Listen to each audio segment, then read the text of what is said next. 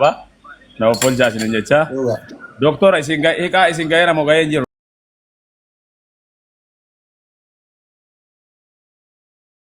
Sa?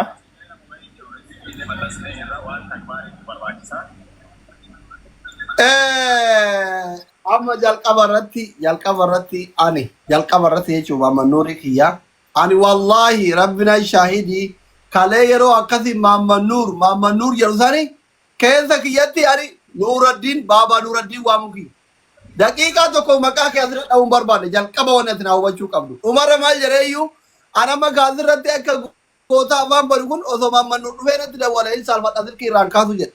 Jalqaba warri as jiru namni 4,300 fi atii fi hiriyoonni keeti fordoftoonni kiyyallee maamman nuuriin hankaleessa waamaa oole akkaan haa ta'u akka maleen haa ta'u sihiim baabaa Nuuraddiinii jechuun maqaan wal na harkaa dha'ee ani kun nama dullachaati nama umriin kiyya 50 oliiti nama sama kana waggaa 27 baratee nama kaani wal baree sammuun kiyya biizii ta'e wallahi kama dhugaa wallahi. Wanni maamman nuuriin awwaamaa ture sihiimi baabaa Nuuraddiin shari'aan zaahira. Namni ani itti aare tokkoffaa irratti Nasri Aanoleeti ka dubbiin isaan akkana jedhan who are you ingiliffaan jedhaa ture Nasriifi kunillee asiin naa qabamuu qaba.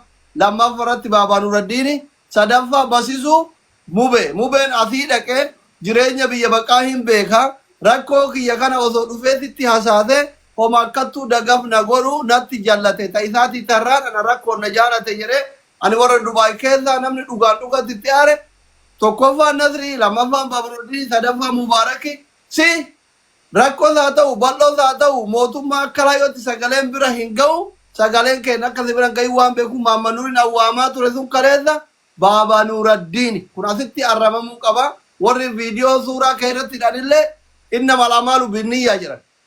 Sheekonni gizee daawwamtu maamman nuuriin hankalee waamaa oole sa'a tokko guutu wallahi ka rabbiin natti argu baabaa Nuuraddiin kun akkatti naasirraa'u qaba inni jalqaba.